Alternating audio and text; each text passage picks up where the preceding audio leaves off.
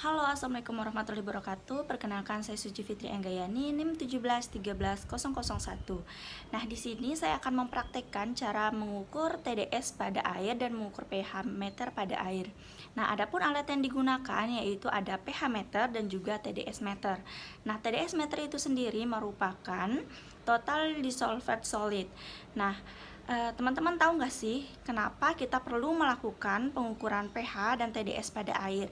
Nah, dikarenakan tubuh harus memiliki air yang cukup.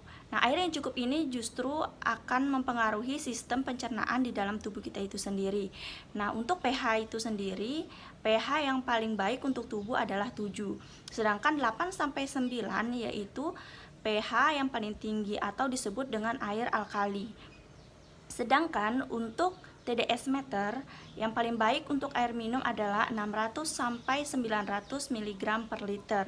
Sedangkan di atas 900 itu sudah merupakan air yang tidak bisa dikonsumsi sama sekali untuk tubuh manusia. Nah, jadi air yang bersih dan air yang mengandung pH yang baik penting untuk tubuh manusia. Yang pertama, untuk memperlancar peredaran darah di dalam tubuh. Terus yang kedua, untuk melancarkan pencernaan. Yang ketiga, untuk mengurangi resiko tertularnya penyakit. Terus yang terakhir yaitu untuk proses penyembuhan di dalam tubuh atau penetralisir zat asam di dalam tubuh. Mari kita lanjut ke tahap selanjutnya, yaitu proses pengukuran pH pada air dan juga TDS pada air. Baik, di sini saya akan lanjut ke tahap melakukan pemeriksaan pH dan juga TDS pada air. Nah, di sini untuk alat dan bahan yaitu ada air untuk pembilasan dan juga air yang ada di keran kos-kosan saya dan juga air mineral yang biasa saya minum atau air galon. Nah, di sini untuk alatnya itu ada pH meter dan ada TDS meter.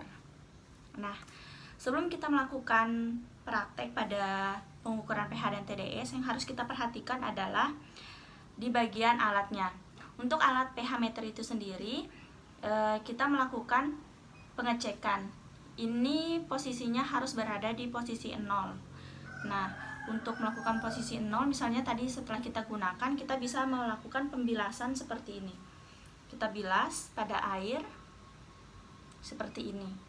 Dan nanti akan kelihatan angka 0. Ini berarti sudah bisa digunakan lagi.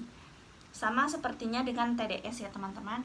Nah, kalau untuk TDS itu sendiri, ini kita cabut, ada tutupnya, kita cabut dan dicelupkan pada air pada batas yang sudah dibatasi pada alat. Oke. Sekarang kita untuk yang pertama melakukan pengukuran pH pada air. Nah, untuk pengukuran yang pertama kita menggunakan pH meter. Nah, yang akan kita ukur di sini adalah pH pada air keran yang ada di kosan-kosan saya. Nah, yang pertama kita masukkan alatnya seperti ini. Jangan lupa kita nyalakan alatnya. Terus kita masukkan seperti ini. Kalau sudah, kita bisa lihat hasilnya, yaitu pH-nya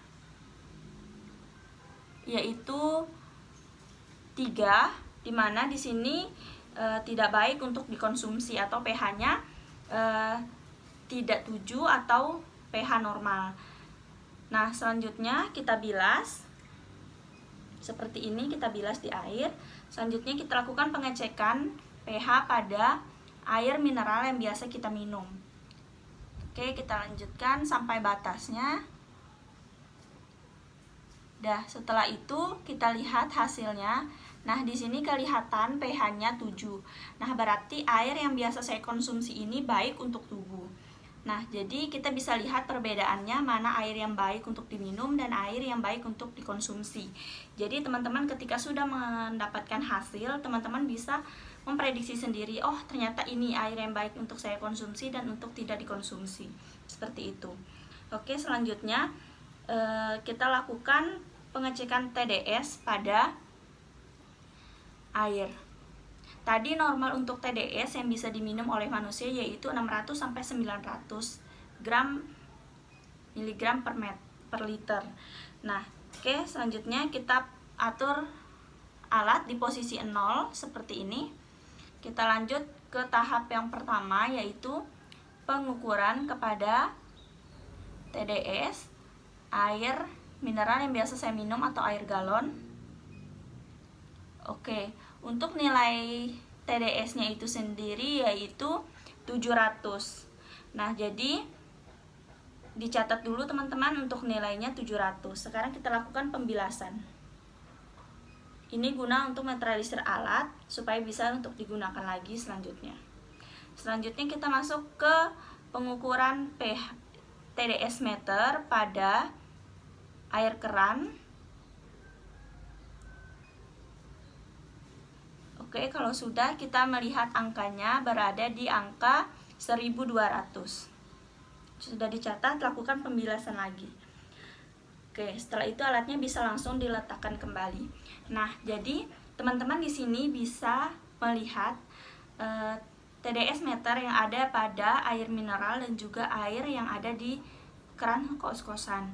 Nah, untuk air yang berada di air mineral itu sendiri TDS meternya itu 700, dimana ini masih baik untuk dikonsumsi oleh tubuh manusia. Sedangkan TDS pada air yang ada di keran itu bernilai 1200, dimana ini sudah tidak baik untuk dikonsumsi, bahkan untuk masuk ke dalam tubuh manusia.